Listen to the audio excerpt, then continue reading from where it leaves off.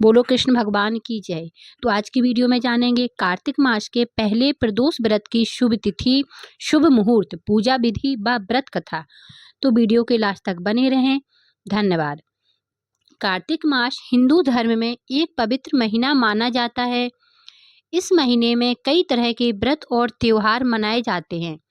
कार्तिक मास के पहले दिन की व्रत कथा का विशेष महत्व है।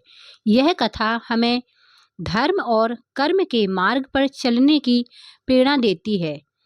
कल 29 अक्टूबर 2024 को कार्तिक माह का पहला प्रदोष व्रत रखा जाएगा। साथ ही धनतेरस मनाया जाएगा।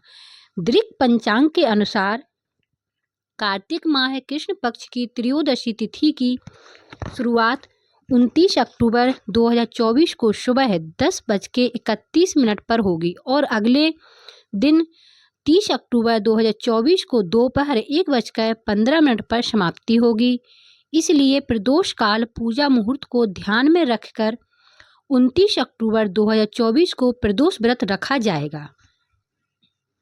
29 अक्टूबर 2024 को शाम 5:17 से लेकर रात 7:56 तक प्रदोष काल पूजा का शुभ मुहूर्त बना रहेगा। प्रदोष काल मुहूर्त में धनतेरस पूजन भी शुभ माना जाता है। हिंदू धर्म में कार्तिक मास में महिलाएं भगवान श्री कृष्ण को प्रसन्न करने के लिए पूरे महीने व्रत रखती हैं और इसी महीने में भगवान श्री कृष्ण और राधा की पूरे अनुष्ठान से पूजा करती हैं। पूजन और व्रत के करने के बाद कार्तिक पूर्णिमा के दिन श्री कृष्ण जी का विधि विधान से विसर्जन करती हैं। इस दिन महिलाएं किसी नदी में जाकर स्नान करती हैं और फिर घर आकर राधा कृष्ण की पूजा करती हैं। पूजा के बाद उन्हें भोग लगाया जाता है और भोग लगाने के बाद सभी में वितरित किया जाता है। उसके बाद सबसे अंत में पूरे मन और श्रद्धा के साथ ठाकुर जी की प्रतिमा को नदी में ले जाकर पूरे अनुष्ठान से विसर्जित किया जाता है। ऐसी मान्यता है कि कार्तिक मास में वस्त्र, अन्न और धन दान करने से सुख समृद्धि की प्राप्ति होती है। साथ ही इस दिन माता लक्ष्मी और चंद्रमा की पूजा करने से धनागमन होता है। इसीलिए इस पूर्णिमा का महत्व अधिक बढ़ जाता है।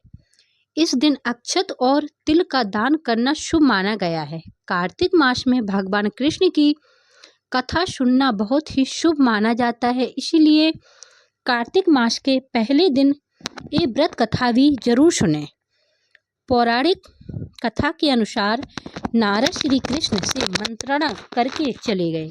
तब हर्ष से गदगद होकर सत्यभामा ने अपने पति श्री कृष्ण से कहा, हे स्वामी, मैं धन्य हूँ, मेरा सफल जीवन धन्य है। मैं अपने को कृतज्ञ समझती हूँ। मेरे जन्मदाता वे माता पिता भी धन्य हैं, क्योंकि उन्होंने निस्संदेह त्रिलोक की सुंदरी मुझ सत्यभामा को जन्म दिया है। इस सुंदरता का ही प्रभाव है कि आपकी 16,000 स्त्रियों के रहते हुए भी मैं आपको विशेष प्रिय हूँ। केवल इसी के लिए मैंने कल्प वृक्ष के साथ आदि पुरुष आपको विधि पूर्वक संकल्प कर नारद के लिए उस समय समर्पित कर दिया था जब संसार के लोग कल्प वृक्ष का नाम तक नहीं जानते थे। वहीं कल्प वृक्ष उस समय से मेरे आंगन में लगा हुआ है। हे मधुसूदन, तीनों लोकों के स्वामी भगवान लक्ष्मीपति की मैं अतिशय प्रियतमा हूँ। इसलिए मैं आपसे कुछ पूछने की इच्छा करती हूँ। यदि आप चाहते तो मेरे प्रश्न का उत्तर विस्तार पूर्वक मुझसे कहिएगा, जिसे सुनकर मैं अपना कल्याण करूं, जिससे कल्प पर्यंत भी मेरा एवं आपका वियोग कदापि ना हो। श्री सूत जी ने कहा। इस प्रकार अपनी प्रियतमा सत्यभामा की बातें सुनकर श्री कृष्ण जी मंद मंद मुस्काने लगे। सत्यभामा का हाथ अपने हाथ में लेकर हास परिहास के साथ कल्प वृक्ष के नीचे पहुंचे और उस स्थान से सब सेवकों को हटा दिया। सत्यभामा की ओर देखकर हंसे, साथ ही पूछा कि क्या वह उपाय सुनोगी। सत्यभामा भगवान के इस अनुराग को देखकर संतुष्ट और पुलकित हो गईं और कृष्ण चंद्र जी से भी सत्यभामा को देखकर गदगद हो गए। श्री भगवान ने कहा, हे देवी, वास्तव में इन 16,000 स्त्रियों के रहते हुए भी तुम मुझे प्राण के तुल्य प्यारी हो। तुम्हारे लिए तुम्हारी कल्प वृक्ष वाली जिद रखने के लिए देवताओं के साथ इंद्र से भी लड़ गया था। हे प्यारी, जो तुम पूछना चाहती हो तो वह बड़ी ही अद्भुत बात है।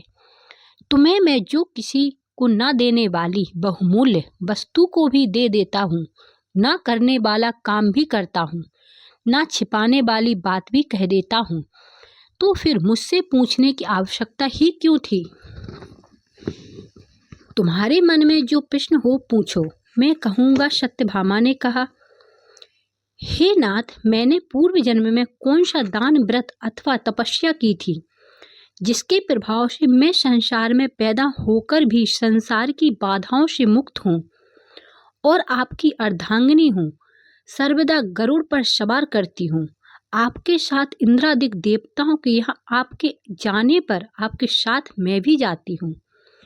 यही मैं पूछती हूँ कि मैंने उस जन्म में कौन सा शुभ कर्म किया है, पूर्व जन्म में कौन थी, मेरा कैसा स्वभाव था और मैं किसकी पुत्री थी। श्री कृष्ण चंद्र जी ने कहा, हे प्रिय, तुम सावधान होकर सुनो। मैं तुम्हारे पूर्व जन्म की कथा कहता हूँ। उस जन्म में तुमने जिस पवित्र व्रत को किया था सो बतलाता हूँ। जबकि सतयुग का अंत हो रहा था, उस समय मायापुरी में एक अत्रि गोत्र वाला देव शर्मा नामक ब्राह्मण निवास करता था। वह समस्त वेदों तथा वेदांगों में पारंगत, अतिथि पूजक, अग्निहोत्री तथा सूर्य नारायण का व्रत करता था। सर्वदा सूर्य की उपासना करने के कारण वह दूसरे सूर्य की भांति देदीप्यमान था। उसको वृद्धावस्था में गुणवती नाम की एक कन्या उत्पन्न हुई। देव शर्मा को उस पुत्री के अतिरिक्त कोई संतान नहीं थी। उसने अपनी पुत्री का विवाह अपने एक शिष्य चंद्र के साथ कर दिया। पुत्र विहीन देव शर्मा अपने शिष्य चंद्र को अपने पुत्र के समान मानते थे और जितेंद्रिय चंद्र भी देव शर्मा को अपने पिता के सदृश समझता था।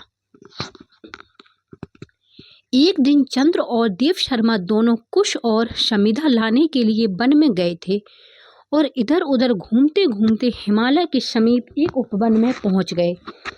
तब उन्होंने एक विकराल राक्षस को अपनी ओर आते हुए देखा। उसे देखकर ये दोनों भय से व्याकुल हो गए। शरीर के अंग शिथिल हो गए और वे भागने में असमर्थ हो गए। यम स्वरूप उस राक्षस ने उन दोनों को मार डाला। हमारे गणों ने उस क्षेत्र के प्रभाव और उन दोनों के धार्मिक स्वभाव के कारण उन दोनों को बैकुंठ धाम में पहुंचाया। जीवन भर उन दोनों ने जो सूर्य देव का आराधना किया थी, उससे मैं उन पर बहुत प्रसन्न था। हे प्रिय, शैव सूर्योपासक, गणेश के पूजक वैष्णव और शक्ति के पूजक जैसे वर्षा का पानी समुद्र में गिरता है, उसी भांति ये सब अंत में मेरे ही समीप आते हैं। अकेला मैं ही नाम और क्रिया के भेद से 5 रूपों में विभक्त हूँ। जैसे किसी का नाम देवदत्त है, वही देवदत्त किसी का बाप है, किसी का पुत्र है, किसी का भाई है और किसी का भतीजा है।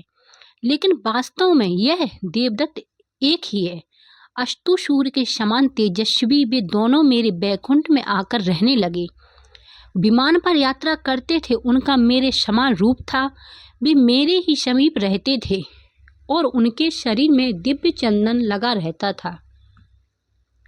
कार्तिक मास व्रत कथा के दूसरे अध्याय में भगवान ऋषि सूत जी नारद जी को आगे बताते हैं कि भगवान कृष्ण ने बताया कि जब गुणवती के पति और औपपति को राक्षस द्वारा मार दिया गया तो वह बहुत दुखी हुई। दूसरा अध्याय विस्तार से पढ़ने के लिए आप हमारी दूसरी वीडियो में देखेंगे, तो लाइक सब्सक्राइब करें, जिससे जैसे ही मेरी दूसरी वीडियो आए तो तुरंत आप तक नोटिफिकेशन पहुंचे और आप दूसरा अध्याय पढ़ सकें। जब तक के लिए राधे राधे, जय श्री कृष्णा।